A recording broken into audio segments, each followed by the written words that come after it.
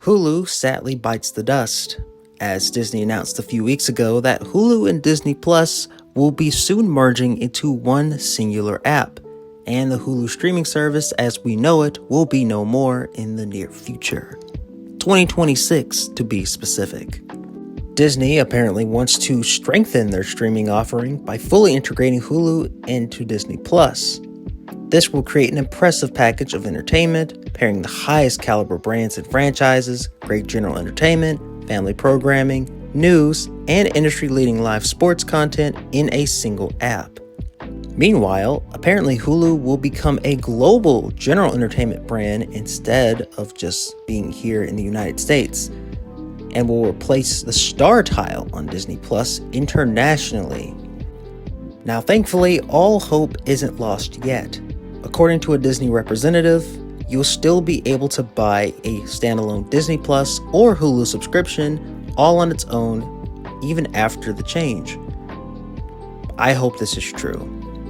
Now, speaking of streaming services, Crunchyroll is also seeing some evolution in their own magical way, as they have announced that they are partnering with Delta Airlines to offer anime as part of the in-flight entertainment on the airline.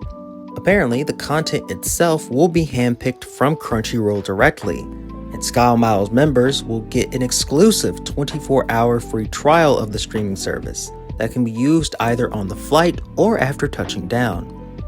Crunchyroll will hit more than 160,000 seatback screens on Delta aircrafts. Now, sadly, at this time, we don't exactly know what kind of content Crunchyroll will pick. All we really know is that, well, it's happening. Still, this is a very unexpected collaboration. Like, seriously, who saw this coming? I didn't. Meanwhile, the date has been set for Apple, as their event is set to be on September 9th at 10 a.m. Pacific time. Considering it's September, you can only assume that it is the release of the new iPhone 17 lineup, along with a couple other potential products as well. Of course, I'm looking forward to it, but I just hope that it's not bland.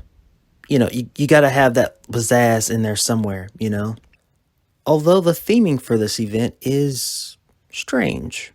At least to me it is. If you go on Apple's website and look at their event page, you'll see that the Apple logo is almost viewed through a thermal lens. Makes me wonder if the iPhone 17 will get a thermal lens of its own. If so, it'd be pretty neat, though I'm not sure how the average person will incorporate that into their day-to-day lives, but who knows. Now, something that happened a little more recently is that Dish is giving up on becoming the nation's fourth major wireless carrier. EchoStar, which is Dish's parent company, is selling a whopping $23 billion worth of Spectrum's 5G licenses to AT&T and shifting Boost Mobile onto T-Mobile and AT&T networks.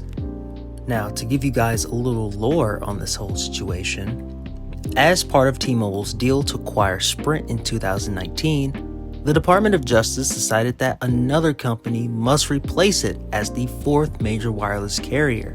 Dish ended up stepping up to the plate, and they came forward to acquire Boost Mobile from Sprint, paying $1.4 billion to purchase the carrier and other prepaid assets.